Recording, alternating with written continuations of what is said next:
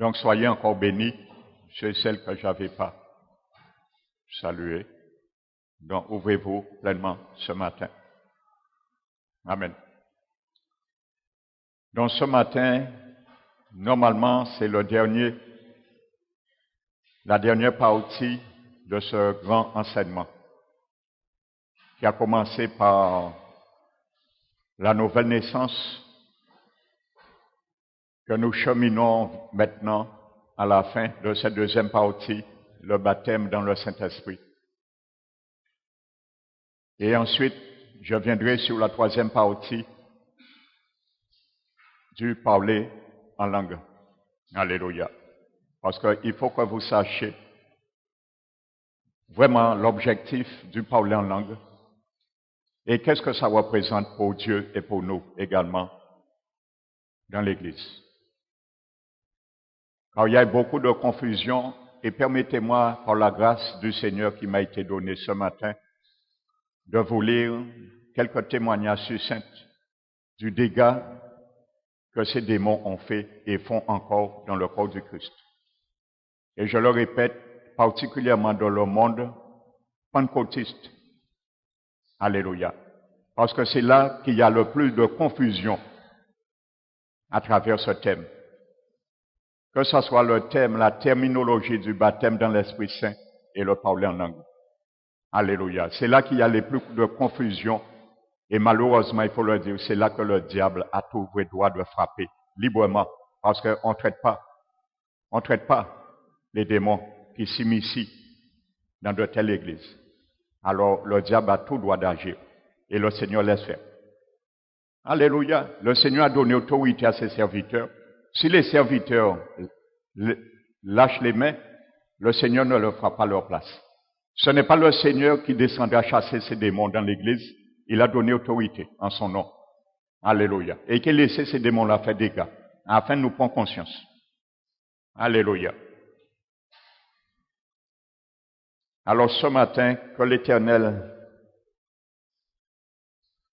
vous fasse grâce aussi de me pardonner si je suis un petit peu trop sévère dans la parole. Mais je n'ai pas le choix. Alléluia. Parfois l'Esprit Saint me donne le bâton. Alors je n'ai pas le choix. Je suis sa direction. Alléluia. Amen. Alors comme je vous ai dit, c'est un fléau qui est rentré dans les églises aujourd'hui. Je dis bien fléau. Et je crois que le diable a un dessein aussi pour faire fléau là, ça rentrer dans l'église là, ça. Afin que vous soyez avertis. Amen. Donc nous allons continuer. Donc je ne vais pas m'étendre sur les précédents enseignements parce que tous sont enregistrés. Donc si vous les voulez, vous pouvez les demander à notre frère Fabrice et ils sont gratuits sur CD ou DVD. Donc maintenant, le baptême dans l'Esprit Saint, est-ce que c'est une deuxième expérience de la régénération? Non, nous l'avons vu.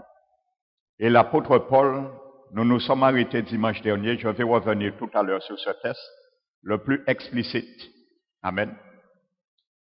Donc nous ne devons pas mettre notre expérience au-delà de ce que l'apôtre Paul, inspiré par le Seigneur Jésus, pour son Église, nous recommande.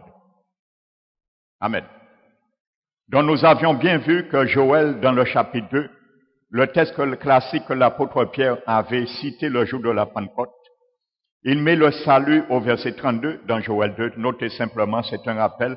Il met le salut au verset 32 en relation avec l'effusion de l'Esprit Saint au verset 28. Donc je disais, pour récapituler, le baptême du Saint-Esprit ou dans le Saint-Esprit, amen, parle donc en premier lieu de purification, de pardon de péché, de salut. C'est bien la signification que les apôtres lui ont donnée. Amen.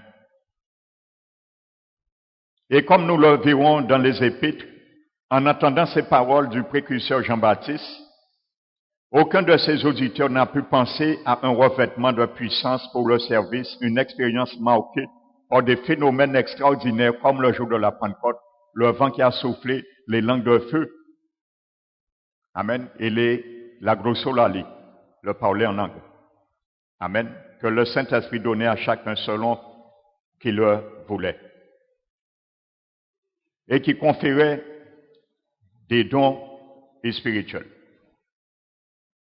Donc nous devons prendre, comme je disais, les paroles bibliques dans le sens qu'elles avaient dans la bouche de ceux qui l'ont prononcé et dans l'esprit des premiers auditeurs. Particulièrement, nous avons vu Jean-Baptiste qui l'a prononcé pour la première fois et qui expliquait qu'est-ce que c'est. Amen. Donc c'est pour cela l'apôtre Paul a dit qu'il y a un seul baptême. Donc quand on est baptisé du Saint-Esprit, aux yeux de Dieu, on est mort, enterré avec Jésus. Et par cet acte d'identification, Jésus assume la responsabilité de toute notre faillite et de nous ramener vraiment avec lui et marcher avec lui et selon ses principes. Amen. Donc, comme nous sommes baptisés dans l'Esprit Saint, frères et sœurs, le Saint-Esprit pénètre et imprègne notre esprit qui est plongé dans cette réalité. Amen. Et il plonge notre esprit dans cette réalité. Avant de continuer, nous allons voir un passage que l'apôtre Paul a cité, qui n'est pas sans intérêt, pour bien comprendre. Parce que vous savez, lorsqu'on parle de baptiser, le premier concept, on voit une immersion, on voit effectivement, littéralement, une plénitude. Alléluia. Bien que la plénitude est là, dans le baptême dans l'Esprit Saint, parce que Paul après va prier pour les chrétiens qui sont déjà baptisés dans l'Esprit Saint, et dit, il prie pour que nous puissions être remplis jusqu'à toute la plénitude de Dieu. Ça veut dire la plénitude de Dieu est en toi, mon frère, ma soeur. Alléluia. Et c'est quand tu le recherches, cette plénitude, c'est à toi de te remplir. Amen. Sachez, dans le grec, il y a deux mots grecs différents qui est traduit par le verbe remplir. Donc, je le précise. Il y a un mot grec, c'est pléréo. C'est une plénitude que chacun de nous devons chercher. C'est pas l'Esprit de Dieu qui nous remplit, c'est nous à chercher à être remplis par rapport à la source qui est en nous, l'Esprit de Dieu. Ce n'est pas l'Esprit qui nous remplit, c'est nous à chercher à être remplis. Ce verset, on le trouve dans Éphésiens 5. Lorsque Paul invitait au peuple de se remplir par l'Esprit de Dieu et de non s'enivrer par le vin. Alléluia. Et il y a un deuxième mot, pimplémie. Ça, c'est une plénitude que Dieu confère à des moments bien spontanés à son bon vouloir. Alléluia. Donc, dans le grec, quand la Bible parle de ce mot pimplémie, le temps est à la voix passive. Ça veut dire que le sujet du verbe subit l'action au-delà de sa volonté. Et c'est ça qui est arrivé le jour de la Pentecôte. Ils ont été remplis et hors de leur volonté, Dieu l'a permis pour ça, ainsi de suite. Et le deuxième mot est à la voix active. Ça veut dire que le sujet du verbe ne subit pas l'action, mais accomplit l'action. Alléluia. Ça veut dire que c'est pas l'Esprit de Dieu qui va me remplir, qui va te remplir. C'est moi à chercher, c'est toi à chercher à te remplir. Si tu veux pas être rempli, il va pas te remplir. Bien que tu es dans la source. Alléluia. Tu es abreuvé, comme Paul l'a dit, nous verrons tout à l'heure ce texte. Bien que nous sommes tous abreuvés déjà, immergés totalement. Amen. Mais c'est nous à chercher, à profiter de cette source. Alléluia. Donc si nous ne voulons pas être remplis, l'Esprit de Dieu ne va pas toucher à notre vie, ni à notre volonté. Amen. Donc c'est une parenthèse que je faisais à travers ces deux termes de la plénitude. Amen. Donc maintenant, nous allons reprendre 1 Corinthiens 12. 1 Corinthiens 12. Je le répète maintenant. 1 Corinthiens 12, comme il s'agit d'un test didactique, qu'est-ce que ça veut dire? Ça veut dire que ça fait foi à la sainte doctrine. Les livres des actes ne font pas foi à la sainte doctrine. Alléluia. Les épîtres, c'est un dépouillement, comme aujourd'hui on va faire un dépouillement dans les votes pour trier. Amen. Donc maintenant, les apôtres inspirés, mandatés, attitrés par Jésus, ils ont fait un tri inspiré, conduit par l'Esprit de Dieu. Et maintenant, ce qui fait foi à la doctrine, ce sont les épîtres.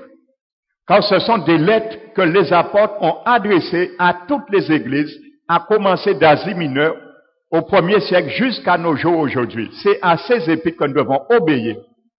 C'est aux épîtres qu'on sait comment quelqu'un est sauvé, comment quelqu'un est pardonné, comment quelqu'un reçoit l'Esprit de Dieu, et ainsi de suite. Amen. Donc, nous avons intérêt de prendre égard à ce que Paul va nous dire dans 1 Corinthiens 12, car c'est un test didactique. Amen. Donc, il mérite toute notre attention en vue sur le baptême dans l'Esprit Saint. Tous les évangiles qui parlent de ce terme, baptême dans l'Esprit Saint, doivent être harmonisés à ce passage doctrinal essentiel sur le sujet. Nous ne devons pas chercher à dévier, nous ne devons pas chercher à interpréter les expériences des hommes, parce que je vais vous lire quelques témoignages ce matin, ce que les expériences des hommes ont amené dans les vies de certaines personnes et de chrétiens. Alléluia. Amen. Donc prenons 1 Corinthiens 12.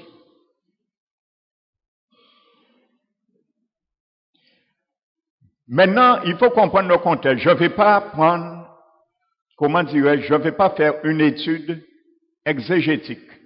Parce que si je prends l'étude de 1 Corinthiens 12, nous avons pour 2 ou 3 mois encore. Donc je ne ferai pas une étude exégétique, je vais faire une étude thématique. Je vais toucher uniquement le thème concernant pourquoi Paul, dans 1 Corinthiens 12 et ensuite dans 1 Corinthiens 14, a mentionné le mot baptême dans l'Esprit Saint et il a fait référence au don du parler en langue. Je précise que l'apôtre Paul, dans 1 Corinthiens 12 et 14, ne dit pas, n'est pas en train d'inviter le peuple à chercher à être baptisé, parce que c'était tout à fait normal pour l'apôtre Paul. Et je vais vous montrer pourquoi ce mot est sorti dans cette lettre, pour bien faire comprendre. Qu'est-ce qu'il voulait sous-entendre par ce mot aux Corinthiens, à l'église de Corinthe? Amen. Donc ce sont des lettres que l'apôtre Paul est en train d'écrire par rapport à un nombre de questions qu'on a posées à l'apôtre Paul. Et en plus, concernant, entre autres, le comportement basique, déréglé, dans le culte que les Corinthiens, particulièrement ceux et celles qui avaient eu part à des temps païennes, dans le paganisme. Donc Paul est en train de rectifier une situation du paganisme pour ne pas laisser les chrétiens faire un amalgame entre le don du Saint-Esprit, les dons et les dons qui se pratiquaient dans d'autres églises païennes. Je viendrai dessus tout à l'heure. Donc c'est pour cela que Paul a écrit cette lettre. Mais il n'invite personne à chercher ni le baptême dans l'Esprit Saint et ni à chercher à tout prix parler en langue pour avoir une preuve certaine qu'ils sont baptisés dans l'Esprit Saint. Le parler en langue n'est pas un signe normatif du baptême dans l'Esprit Saint, et l'apôtre Paul lui-même va nous le dire. Ce n'est pas moi qui vous le dis, c'est Paul même qui va le dire. Alléluia. Donc voici l'objectif de cette lettre. Amen. Par contre, je vais attirer votre attention sur le verset 2. 1 Corinthiens 12, verset 2. Paul dit, vous savez que lorsque vous étiez païens, vous vous laissiez entraîner vers les idoles muettes selon que vous étiez conduits. Amen. Paul parle la condition des chrétiens convertis maintenant, qui sont déjà régénérés, baptisés dans l'Esprit Saint, mais Paul les fait un rappel de leur état lorsqu'ils étaient avant dans le paganisme. Alléluia. Des choses qui n'ont pas su se défaire, désapprendre et arrêter du jour au lendemain. Alléluia. Donc, ils venaient dans l'église, dans le culte, avec ces choses. Et en pensant que l'église du Christ était la même réalité. Amen. Je précise que si nous lisons les livres des Actes des Apôtres, vous allez voir, lorsque Paul et Apollos sont allés à Corinthe, le récit historique est dans les livres des Actes des Apôtres, à aucun moment, nous avons entendu un Corinthien qui se convertit à parler en langue. À l'église primitive de Corinthe, sachez, selon l'histoire, l'église se trouvait avec à peu près 12 000 membres. Amen.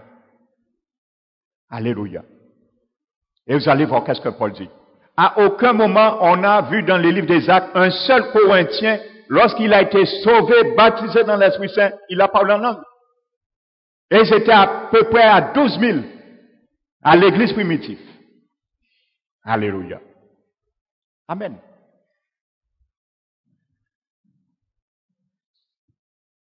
Maintenant, le mot qui est traduit par entraîner, je précise et je prends du temps sur cela. Parce qu'aujourd'hui, lorsqu'on dit des chrétiens qu'ils peuvent être habités par des esprits, ils ne le croient pas. Vous allez comprendre aujourd'hui, dans les assemblées de Dieu, je le précise parce qu'il faut que je parle aujourd'hui, ce qui se passe pour vous éclairer, je n'ai pas le choix. Alléluia. Comme dans ces églises, on ne chasse pas de démons dans le corps des chrétiens, parce qu'on dit c'est impossible qu'un chrétien soit habité par un démon. Qu'est-ce qui se passe? Vous allez voir l'amalgame et combien de chrétiens ont ouvert des portes à des activités démoniaques par le parler en langue. Parce que dans ces églises, on cherche à tout prix à parler en langue, et même si on sort c'est qu'à parler en langue, il y a attribué parler en langue là comme baptême dans l'Esprit Saint. Je dis bien, le baptême dans l'Esprit Saint, comme les ADD, le pentecôtisme le décrit comme une deuxième expérience, ce qui n'est pas biblique. On n'est pas baptisé dans l'Esprit Saint ultérieurement d'une manière subséquente. Tu es baptisé dans l'Esprit Saint le jour de ton salut. Parce que dans les évangiles, le jour de la Pentecôte, le jour où les 120 ont été baptisés dans l'Esprit Saint, c'était le même jour qu'ils ont été sauvés. Alléluia, on n'a jamais vu les apôtres être nés de nouveau et être baptisés dans l'Esprit Saint après. Chez Corneille, ces païens, la Bible dit, leur cœur n'était pas purifié, ils n'étaient pas pardonnés, ils n'avaient pas encore reçu le salut, ils ont été baptisés dans l'Esprit Saint le même jour de leur salut et de leur conversion. Alléluia. Les 12 disciples à Éphèse que Paul a rencontrés 20 années après la Pentecôte, il les a demandé s'ils avaient reçu l'Esprit Saint, ils ont été baptisés dans l'Esprit Saint, sauvés le même jour de leur salut. On n'a jamais vu ça dans les livres des apôtres, ni dans les actes et ni dans les épîtres. Alléluia. Donc vous comprenez pourquoi je viens sur ça. Qu'est-ce que ça veut dire le mot entraîner? Vous allez bien comprendre qu'il y avait des chrétiens qui étaient venus à l'église, bon Dieu pas chasser des démons là, les convertis. Comme on dit, que dès que tu es converti, tu lis la parole, les démons quittent ton corps. Je n'ai jamais vu ça dans la Bible. Alléluia, c'est ce que les ADD enseignent. Malheureusement, ces démons-là, quand graissé yo, et yo qu'a troublé les cultes. Parce que la Bible, Jésus a donné la solution pour les démons, c'est les chasser. Il n'est pas dit là qu'il lit la parole, il est parti. Ça peut arriver. Mais il faut les chasser. Voici le remède. Alléluia. Donc c'est pour cela qu'on attribue toutes les grossos là, le parler en langue dans telle église au Saint-Esprit, ce qui est faux. Alléluia. Et c'est pour cela qu'il y a toutes sortes de désordres dans telle église. Les gens sont aigris, les gens sont tourmentés, les gens sont suicidaires, les gens sont dépressifs. Alléluia. Amen. Parce que ce sont des églises qui sont remplies de démons. On ne traite pas les démons. Donc les démons qu'il là, ils ne peuvent pas partir. Allez, il faut que ça vous choque ce matin. Parce qu'il y a trop de dérives aujourd'hui dans l'église du Seigneur. Amen. Vous êtes avertis. Je prends le soin de vous avertir. Parce que si vous ouvrez des portes à ces esprits demain, ça c'est votre problème. Vous êtes suffisamment avertis aujourd'hui. Alléluia. Donc, qu'est-ce que ça veut dire, ce mot grec qui est traduit par entraîner? Amen. Ce mot était un terme technique par lequel on désignait le ravissement extatique dans les cultes à mystère. Amen. Ça veut dire, les Corinthiens, bien un grand nombre parmi eux, étaient dans ce système de ravissement extatique qu'on trouve aujourd'hui dans les assemblées pentecôtistes. Le mouvement extatique d'être ravi. Alléluia. C'était ce mot. Amen. Donc, l'initié, je parle bien dans les cultes païennes, était saisi et violé par des forces démoniaques. Amen. C'était pendant les cultes. Je vais vous expliquer tout à l'heure qu'est-ce qui se passait vraiment. Et pourquoi dans ces cultes, on parlait le parler en langue. Alléluia. C'est pour ça que Paul est venu sur le parler en langue. Amen. Pas pour dire que le parler en langue, c'est un signe normatif du baptême dans l'Esprit Saint. C'était pour les mettre en garde. L'objectif du parler en langue. Et Paul ne dit pas, dans l'épître de Corinthiens 14, il met l'accent premièrement que le parler en langue, c'est un véhicule pour la prière. Amen. Et non pour la communication. Il dit, le véhicule pour la communication pendant le culte, c'est la prophétie, parce que ça édifie, ça exhorte et ça enseigne. Le mot exhorter dans le grec, c'est construire. Ça construit une vie en attendant la parole de Dieu. Mais quand tu parles en langue, tu t'édifies toi-même. Qui est-ce que tu vas édifier? Alléluia. Mais ça, je viendrai dessus tout à l'heure. Ça, je viendrai sur le parler en langue, le chapitre du parler en langue. Je reste sur ce mot pour venir sur ce que Paul dit, sur le baptême dans l'Esprit Saint. Amen. Donc, ces initiés étaient saisis, violés par des forces démoniaques. La forme passive du verbe demande un agent sous-entendu, opposé au Saint-Esprit, dont cet agent est Satan ou d'un représentant de ces cultes. Amen. Donc ça veut dire que des anciens Corinthiens étaient dans ces cultes. Ils sont venus au Seigneur avec des esprits démoniaques qui parlaient encore en langue. Mais ce n'était pas la langue du Saint-Esprit. Amen.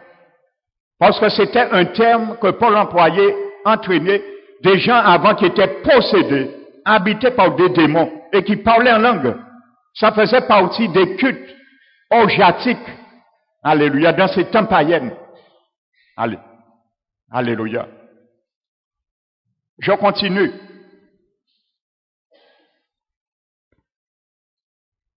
Ce verbe, entraîné dans le grec, est à l'imparfait. Ça implique qu'il s'agissait de faire répéter. Alléluia. De faire répéter. Je parle toujours dans les temps païennes, du paganisme. Alléluia. C'était répété. Et vous comprenez aujourd'hui, les gens qui parlent en langue, une langue contrefaite d'esprit démoniaque, ces choses se répètent sans cesse. Alléluia. Parce qu'il n'y a rien de nouveau sur le soleil. C'est les mêmes démons, ils n'ont pas changé nature. Hein. Alléluia. Et ils ne vont pas te faire opérer ce don autrement qu'ils te faisaient. Ils faisaient opérer au temps des apôtres. Alléluia. Sa nature ne change pas. Les démons ne changent pas. Alléluia. Nature a été pervertie, ils ont été pervertis pour l'éternité. Amen. Donc dans la phrase, Paul emploie deux verbes qui est traduit par ce mot entraîner. Paul emploie deux verbes de sens voisin, ago, qui signifie mener, conduire. Et le deuxième mot, agapo, apago, pardon, qui peut s'employer à propos d'un prisonnier qu'on emmène ou d'une victime qu'on traîne à l'autel. Alléluia. Qu'est-ce que ça veut dire à travers ce mot entraîné? Paul décrit les Corinthiens, leur ancienne condition dans leur paganisme. Quand vous étiez dominés, habités par des esprits qui vous poussaient hors de votre volonté à parler en langue, à dire n'importe quoi, c'est ça qui les rappelle. Que maintenant, dans les corps du Christ, ce n'est pas ça. Alléluia. Ils étaient entraînés. Donc, c'était des choses qui étaient répétitives. Dans cette phrase, Paul emploie, j'ai dit 2 verbes. C'est pourquoi lorsque les adeptes étaient violés par des forces démoniaques, ils ne s'appartenaient plus lorsqu'ils prononçaient des paroles inintelligibles que les prêtres de ces temples interprétaient. Vous comprenez pourquoi Paul vient sur le baptême, sur le parler en langue?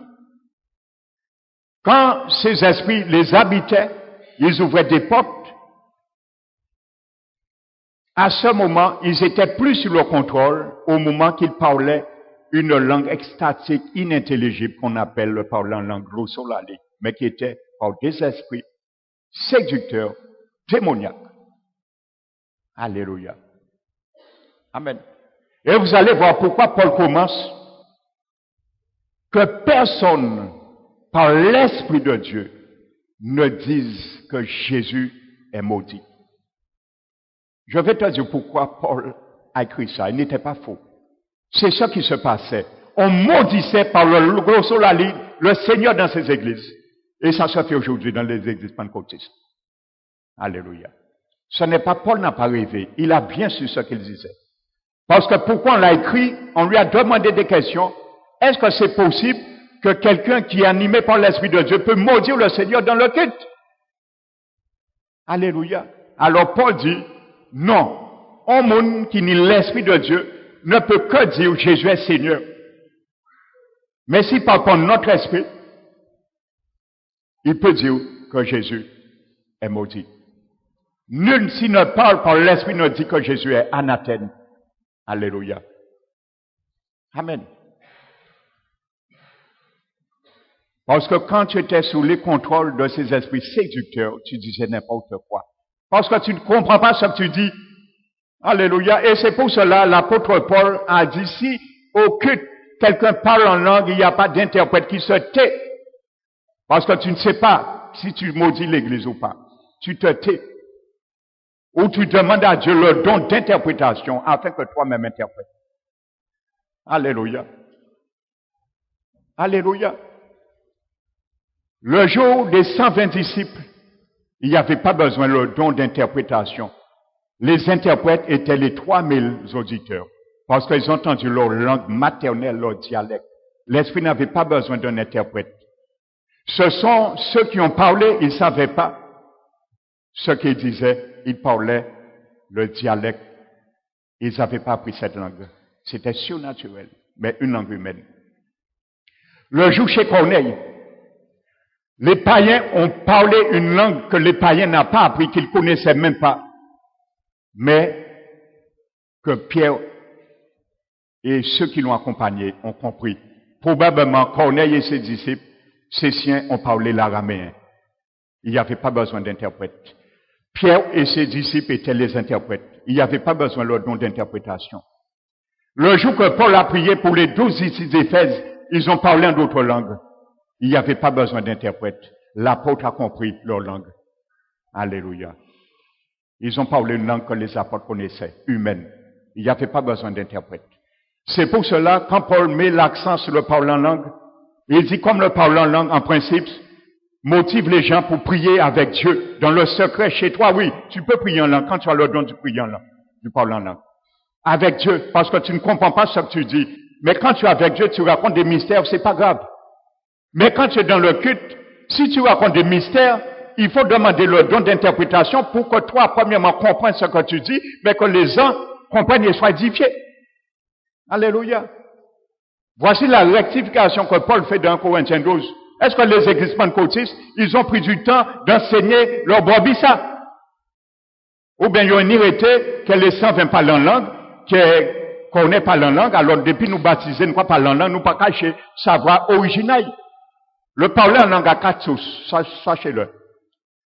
Il y a le vrai parler en langue du Saint-Esprit, ça existe de nos jours.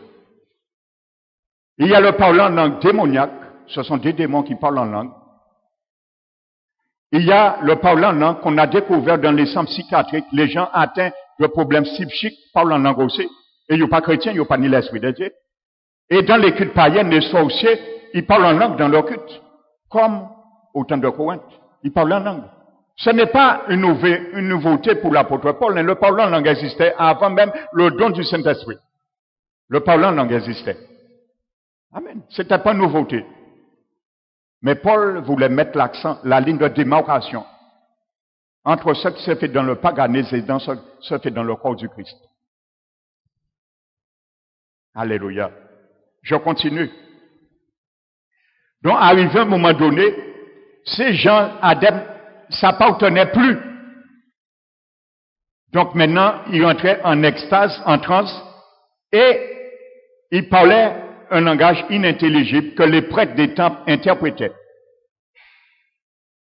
Paul, en rappelant aux Corinthiens leurs anciennes conditions, c'est parce que leur conception des manifestations de l'esprit reste marquée par la mentalité du paganisme ambiant. Ils ont gardé cette mentalité ambiante du paganisme.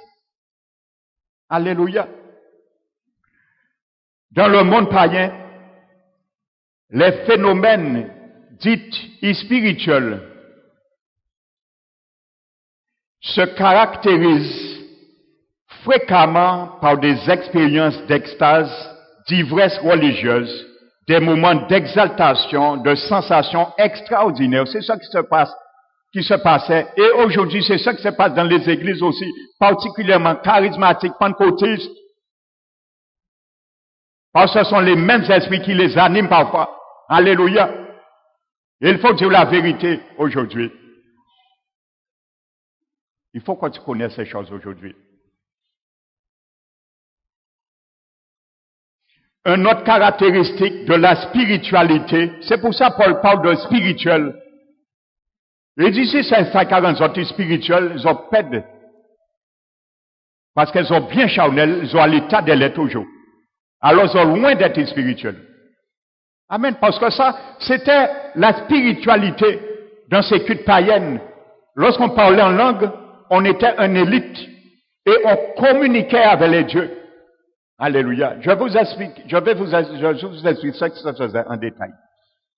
Vous savez, dans ces cultes, il y avait des cérémonies. On recrutait dans l'année plusieurs femmes dans la société. On les rasait leur tête et ils étaient déifiés comme déesses dans ces temples. Ils ne portaient pas de cheveux, tête à yoté rasée. Et c'était des prostituées dans ces cultes païennes. Et ils devenaient des prêtresses. Alléluia. Donc, l'orgie faisait partie de ces cultes. Le sexe, l'ivresse. Et dans ces cultes païennes, pour entrer en communication, faire un avec ces divinités, ces dieux, tant que quelqu'un n'était pas arrivé à un état un état même de coma,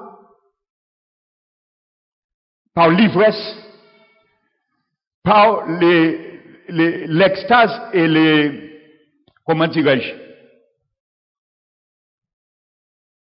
ce qu'on appelle, enfin bref, une connotation de l'extase. Tant ils n'étaient pas arrivés à là, ils ne pouvaient pas toucher leur divinité. Et au moment, lorsqu'ils étaient bien près, ou bien vers porte là, les démons rentraient en eux, les possédaient. À ce moment, ils parlaient en langue. Et quand tu réussissais à parler une langue démoniaque, on te disait maintenant, tu es devenu un spirituel et tu as touché le Dieu et tu es devenu un avec lui. Tu verras pourquoi Paul dit, nous avons tous été baptisés. Ils devenaient un avec ces démons, ces divinités qu'ils adoraient. Donc, ils faisaient un, leur esprit faisait un avec eux. Amen.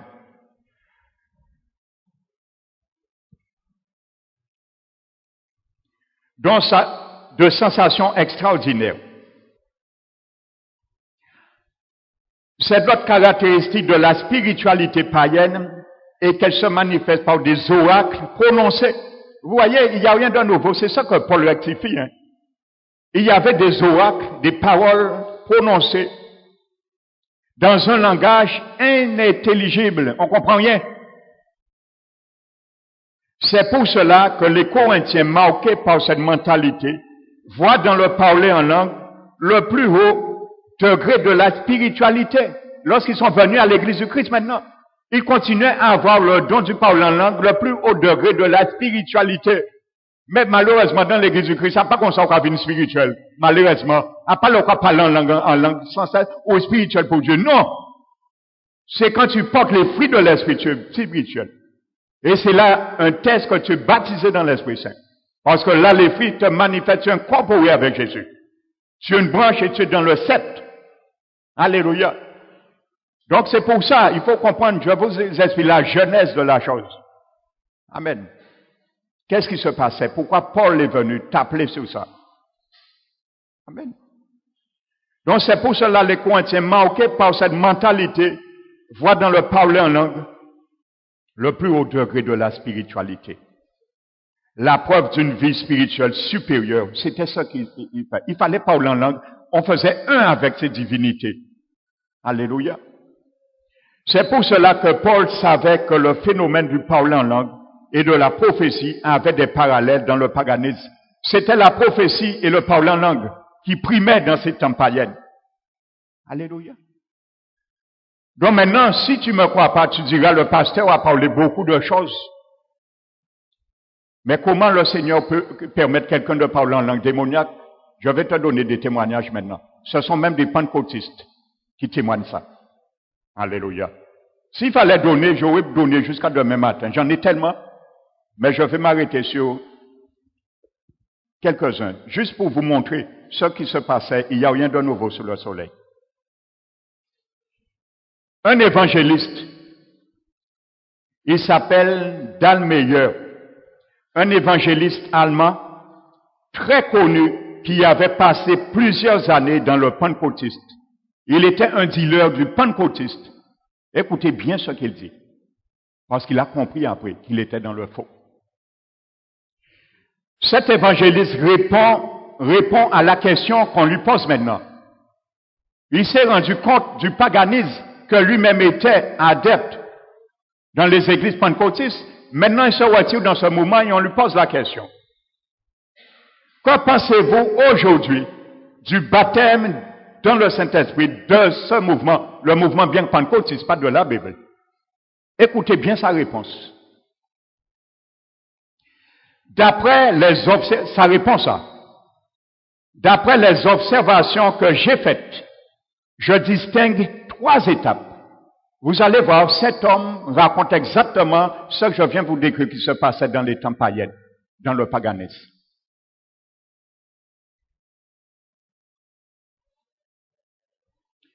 Donc, il dit que d'après les observations que j'ai faites, je distingue 3 étapes. Première étape. Amen. L'étape de omnubilation. Les gens saisis par l'esprit de ce mouvement, pas l'esprit de Dieu. Amen. Reçoivent comme premier don un jugement omnubilé. Plusieurs ont des visions séductrices. Première étape. C'est un gars qui était dans le mouvement pentecôtiste.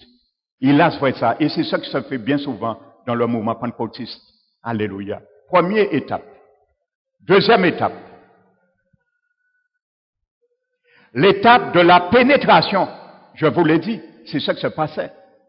Un moment, les démons entraient et les adeptes dans les temps païens étaient livrés à eux-mêmes et ils étaient connectés avec la divinité ou les démons qui l'habitaient. Deuxième étape. L'étape de la pénétration. On remarque que le corps de ces personnes est traversé par certaines forces. Des guérisons ont parfois eu lieu. Alléluia. C'est pour ça qu'on avertit certains chrétiens qui disent, mais nous pas vraie guérison. Les gens qui parlent en langue, nous pas vraie guérison. Frères et sœurs, ce n'est pas pour rien Dieu dit de ne pas être frappé à ceux qui frappent au regard. Mais d'éprouver les esprits. Ça vaut mieux d'éprouver les esprits. Pas garder guérison. Parce que j'ai un témoignage aussi que Jésus a dit à un serviteur qui l'a emmené cet homme en enfer. Jésus lui a dit qu'aujourd'hui, toutes les églises évangéliques qui parlent de l'évangile de prospérité, il a dit, même si vous voyez des miracles, je ne suis plus dans ces églises. Il y en a en Guadeloupe, je peux nommer des noms, vous connaissez de quoi je parle, ni en Guadeloupe. Il n'y a qu'à prêcher, il n'y a ni l'évangile de prospérité. Jésus dit pas dans ces églises à 100. Il a retiré. Même s'il y a des miracles, Jésus n'est plus là. Alléluia. Jésus dit, l'évangile de prospérité, j'ai demandé à mes serviteurs de prêcher, c'est la prospérité de l'âme. Oui, c'est ça pour prêcher. Parce que c'est âme en nous, bon Dieu, veut sauver. Alléluia. Et il a dit, quand il viendra, ses serviteurs et tous ceux qui ont suivi cette doctrine ne vont pas décoller. Il y a que peut-être ça lui. Amen. Alléluia. Donc, vous pouvez peut-être m'en prendre à moi, mais j'ai pas le choix. Mon devoir, c'est de vous avertir.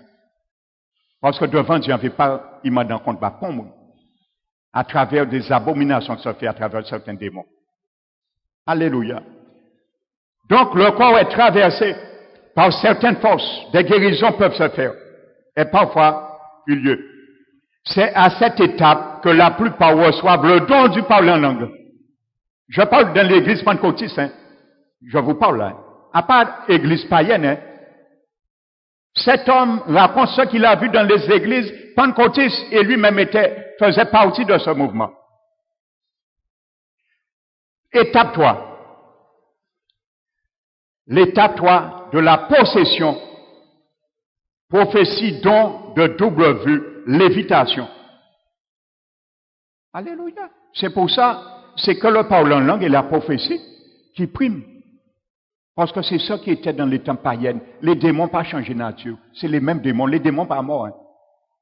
Vous savez, les démons au temps du déluge, de Sodome et Gomorrhe, de prostitution, d'homosexualité, ils ont compris, ils sont morts, mais c'est eux qui invitaient de voter la loi de mariage homosexuel. C'est les mêmes démons qui ont jugé la nation par rapport à l'homosexualité. Les démons n'ont pas été détruits, les démons pas morts. C'est les mêmes démons qui font voter la loi là, ça. Ils sont pas morts. Alléluia. Ils existent toujours, ces démons. Amen. Donc ces démons, au temps de Paul, existent toujours. Ils ne sont pas morts. Ceux qui ont été séduits, cet homme qui parle toujours, par de fausses révélations, nous dit l'évangéliste, John 16, un autre, en arrive généralement, sans le savoir, ni le vouloir, à séduire d'autres personnes. Dans l'ignorance. Mais pourquoi Dieu laisse faire? Parce qu'on est responsable devant Dieu. Il donne nous les armes pour protéger nous, éprouver les esprits. Un point, c'est tout. Ils deviennent ainsi des instruments entre les mains de mauvais esprits. Ces esprits que nous avons démasqués, c'est un autre évangéliste, comme étant d'origine satanique, ont fait des choses si merveilleuses. Ils nous ont dit, par exemple, les démons qui parlaient, que nous recevions le Saint-Esprit, que nous annoncions l'Évangile dans toute l'Allemagne, que nous purifions des malades, que nous chassons des esprits et que nous construisons des hôpitaux. Ces anges de Satan voulaient nous placer sous leur influence et nous conduire sur de faux chemins. Cela nous a appris à refuser tout ce qui ne concorde pas strictement avec la parole de Dieu. Faut y te passer par là pour y te prouver les esprits maintenant. Amen. Je vais te donner maintenant un autre témoignage. Ça, c'est un pasteur qui parle. Et cet homme était un grand sataniste avant d'être pasteur. Cet homme dit, dans tout son témoignage, il met l'accent sur la quantité d'églises qui sont dominées, possédées par des démons. Comment lui-même, ce qu'on appelle, il quittait son corps dans la projection astrale et il allait dans ces églises, les églises assemblées de Dieu, les églises pentecôtistes. Cet homme, il était qu'à visiter un esprit et des démons, il était qu'à faire ça, dans les églises là. Il est pasteur aujourd'hui. Écoutez ce qu'il dit. Amen.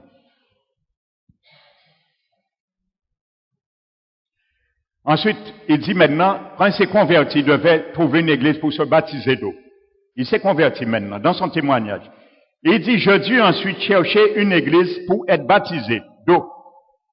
En attendant l'ordre de Jésus, de me lever pour aller témoigner dans les églises. C'est au cours du 3e mois, après ma délivrance, que l'un de mes amis, de ma belle famille, qui persévérait dans la vraie église d'Ia, m'invita de l'accompagner au culte avec ma fiancée. C'était la première fois que je pénétrais une église des assemblées de Dieu. La première fois qu'il pénétrait une église des assemblées de Dieu avec son corps physique, parce qu'il était déjà visité un esprit. Et il a mené des démons, fait mon parler en langue. Frères et sœurs, prenez garde tout ce qu'aujourd'hui l'esprit de Dieu dit. Il dit la première fois, il rentre, maintenant il est converti. Il passe aussi encore, ils sont pasteurs. Alléluia. La première fois que je rentre, je pénètre dans une église des assemblées de Dieu, dans ma chair naturelle créée par Dieu. Comme le Seigneur ne m'avait toujours pas autorisé à témoigner, je restais silencieux. Personne dans cette église ne savait qui j'étais. Les oreilles spirituelles qui m'avaient été données par le Seigneur m'ont permis d'entendre des démons blasphémer le nom du Seigneur par la bouche d'une sœur qui parlait en langue. Alléluia. Vous voyez que Paul rêvait quand il a dit que si par l'esprit quelqu'un dit que Jésus est maudit, ça t'est qu'à fait. Il n'y a rien de nouveau. Ça se fait aujourd'hui dans les églises pentecôtistes. On maudit le Seigneur par des paroles en langue qui n'est pas contrôlées. Alléluia. Amen. Alléluia. Il a dit une église assemblée de Dieu. Amen. Parce que tous les dimanches, dans ces églises, il faut parler en langue. Amen. Vous savez, on a déjà éprouvé ces églises. Hein. Si vous pas arrangé, débrouillez avec le Seigneur. Vous savez, un jour, un homme, un vrai linguiste, il parlait l'hébreu couramment. Il a visité une église assemblée de Dieu un dimanche pour les éprouver. Cet homme parlait l'hébreu couramment, on ne savait pas qui il était. Il a visité un dimanche. Et comme tous les dimanches, quelqu'un se lève, il parle en langue, et quelqu'un se lève, il interprète. Il s'est levé, lui. Il a parlé en hébreu. Il a parlé en hébreu. Et l'interprète s'est levé. Ça n'avait rien à voir avec ce qu'il avait dit. Et c'est là qu'il a vu, c'est l'imagination des gens. Ça n'avait rien à voir avec ce qu'il a dit. Il parlait l'hébreu couramment. Mais ce n'était pas la glossolale qu'il parlait. C'était une langue qu'il avait appris. C'était pas un don surnaturel. Il a fait ça pour éprouver le don d'interprétation. Ça n'avait rien à voir avec ce qu'il avait dit. Rien à voir avec ce qu'il avait dit. Amen. Alors je sais, il y a beaucoup qui aiment aller dans ces gens d'église, mais vous êtes avertis aujourd'hui. Et si vous recevez un autre esprit que celui que vous avez reçu, comme Paul l'a dit, vous le supporterez fort bien. À part moi qui supporter besoin. Parce que ça, c'est les esprits de glossolale, démoniaques, là pour ruiner vie à autres. Amen. Alors vous êtes libre devant Dieu aujourd'hui. Amen. Mais j'ai le droit de vous avertir. Alléluia. Parce que si ces serviteurs, t'es qu'à faire ça, bon Dieu dit, ça pas t'es qu'à faire Jordan dans l'église à yo. Alors c'est mon devoir de dénoncer ça. Alléluia. J'ai le droit, le Seigneur a dit de dénoncer ces choses. Amen. Je continue. Ce pasteur, qu'est-ce qu'il dit?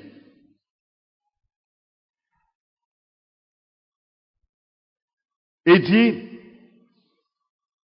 une sœur s'est levée, il blasphémait par la bouche d'une sœur un démon qui parlait en langue. Le frère qui l'interprétait donna lui aussi une fausse interprétation, encourageant l'Église, disant que le Seigneur encourageait l'Église dans son interprétation et qu'il était vraiment au milieu de nous. Quelle abomination! On démon qui a maudit Jésus, on note on a interprété que bon Dieu a accepté ça et que bon Dieu a demandé nous de glorifier démon là qui a parlé. Vous savez, lors d'une délivrance sur une femme qui avait embrassé aussi ses églises, lorsque le démon qu'on chassait a quitté, l'esprit a parlé avant de partir. Il a dit qu'il est rentré dans cette femme. Le jour que cette femme cherchait à parler en langue, et lorsque cette femme a dit, viens, je te reçois, l'esprit est rentré au même moment. Et l'esprit disait pourquoi elle avait droit de dominer, de faire des activités démoniaques sur la vie de cette femme. Lorsque le démon est rentré de grosso la dame a dit merci Seigneur pour ce don. Il remercie bon Dieu pour le don démoniaque là, il sortit recevoir. Alléluia. Pendant qu'on faisait la délivrance, cette femme a parlé, l'esprit a parlé de la sorte. Comme madame l'a remercié bon Dieu, merci pour ce don, le don du démon j'ai reçu.